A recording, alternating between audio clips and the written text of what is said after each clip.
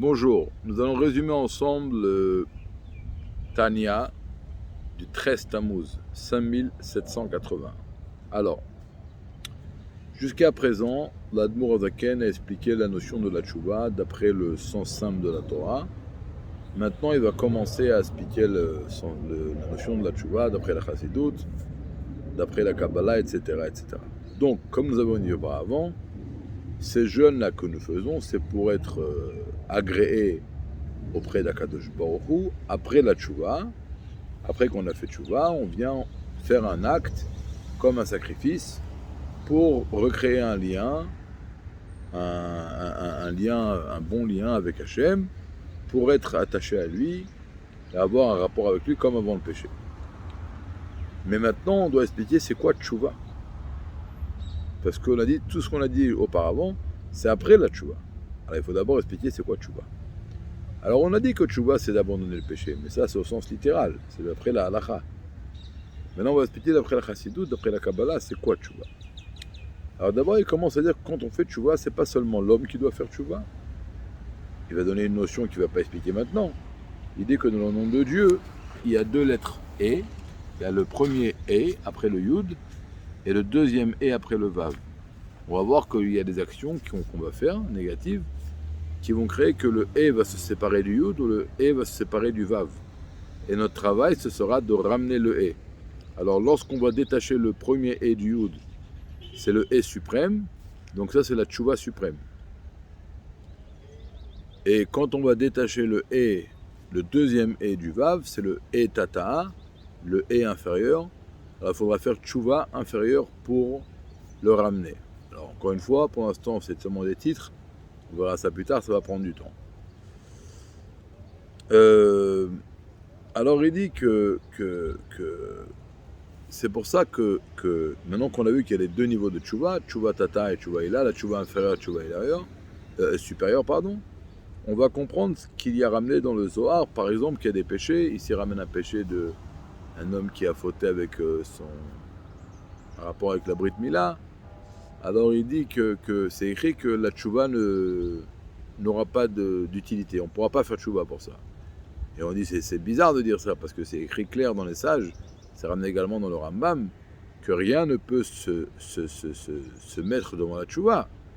Alors il ramène au nom d'un livre qui s'appelle le Réchit Rochma, que lorsqu'on dit dans le Zohar que pour un tel péché, la tchouva ne servira à rien, il parle de la tchouva inférieure, mais avec la tchouva supérieure, alors oui, effectivement, tout est réparable. Bon, on va apprendre plus tard que dans la tchouva, puisqu'on dit que rien ne peut se tenir devant la tchouva, on ne dit pas la tchouva suprême. En vérité, quand on fait tchouva tita, il y a déjà ici le potentiel de la tchouva suprême. Et donc, c'est clair que lorsqu'un homme fait tchouva inférieure, il va arriver à la fin, Bezrat Hashem, à la tchouva supérieure. Maintenant, il dit à un tel point que la tchouva, elle dit que même un homme qui aurait assassiné quelqu'un, qui aurait fait ce qu'on appelle Gilui Arayot, ou alors ça fait de l'idolâtrie, tout est réparable. Et puisque la faute avec la Brit Mila, c'est comparé à ces trois fautes, si ces trois fautes sont réparables, alors elle aussi elle est réparable. Alors, comme on l'a dit auparavant, il faut faire une tchouva suprême pour réparer ces fautes. Alors pour comprendre cela, il faut d'abord comprendre une autre chose. Il y a écrit dans les sages que lorsqu'un homme faisait une faute qui était passible de karet, d'excommunion, je ne sais pas comment on dit ça, d'excommunion, alors il mourrait avant 50 ans. Et s'il faisait un péché qui était passible de mort du ciel, il mourrait avant 60 ans. Et là, il ramène un exemple, comme Hanania ben Azur et le prophète Irmiyahu. Il ramène une preuve, il y avait deux prophètes à l'époque, Irmiyahu et Hanania ben Azur, qui était aussi un prophète connu et validé. Après la destruction du Beth Amikdash, il est venu, il a dit, regardez, j'ai une prophétie à vous dire, dans 2 ans, le Beth Amikdash va se reconstruire. Irmiyahu, il a dit, non, ça va prendre 70 ans, donc tu as dit une fausse prophétie, donc tu vas mourir. Et il est mort dans l'année.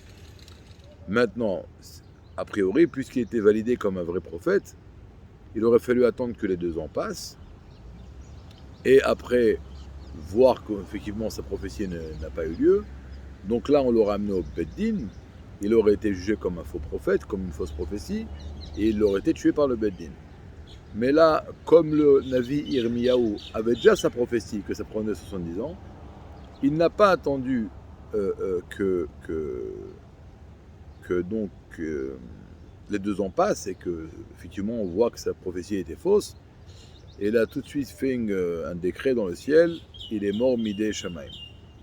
Alors, on a dit auparavant qu'un homme qui fait une faute, qui est passible coupable de mourir d'après le ciel, c'est jusqu'à 60 ans. Alors, on ne va pas dire que Hanania Ben Azour a 60 ans.